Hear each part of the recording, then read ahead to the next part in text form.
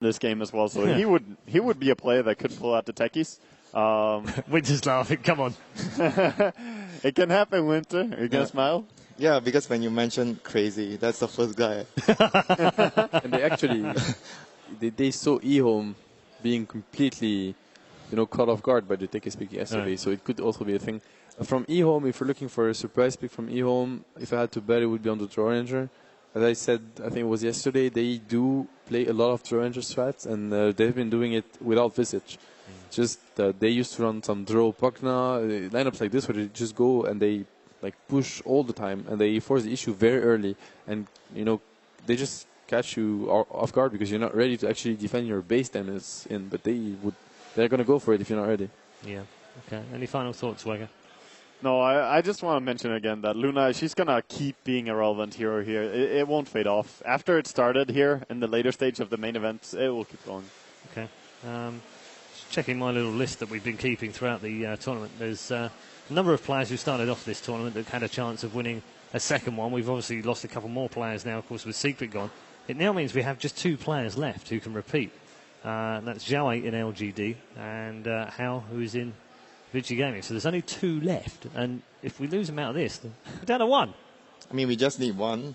Well, we do just need one, but it becomes much harder just to get one guy through to the final. It just goes to show how difficult it is to repeat. It's a storyline that we followed all the way through. Obviously, it came into the group stages, and we were talking about it back then, and obviously with Chobra here.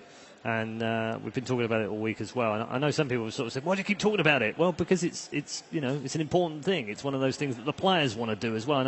I remember S4 saying in his video interview that that's what's driving him right now. He wanted to win 2 in a row, or 2 overall. So how important do you think it is for these players to have those achievements each time? Because it's not about the money when it comes down to that, is it? Exactly. For every other player, it's I want to win TI, but for one who has already done it, it's to repeat the story. And as you said, it's almost impossible to win just one TI. To repeat the story, we'll see if that can actually happen. I mean, for Hao and Zhao 8, that's the dream. Yeah, it's tough. And we've lost a lot of champions along the way.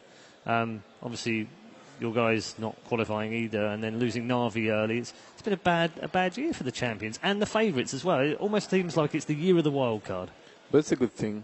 I think it's a good thing overall for the scene for 2 reasons. First of all, it's going to give hope to a lot of players, a lot of teams. Nothing is impossible. When you see CDEC dominating the international, and they weren't even invited, they were a qualifier team. They did well in the qualifier, but they actually didn't even win the qualifier. They did well. They were only second. And suddenly they're like one of the strongest teams here, and we're even questioning if EG can actually, beat them. So it's like everything it's a whole new scene. Yeah.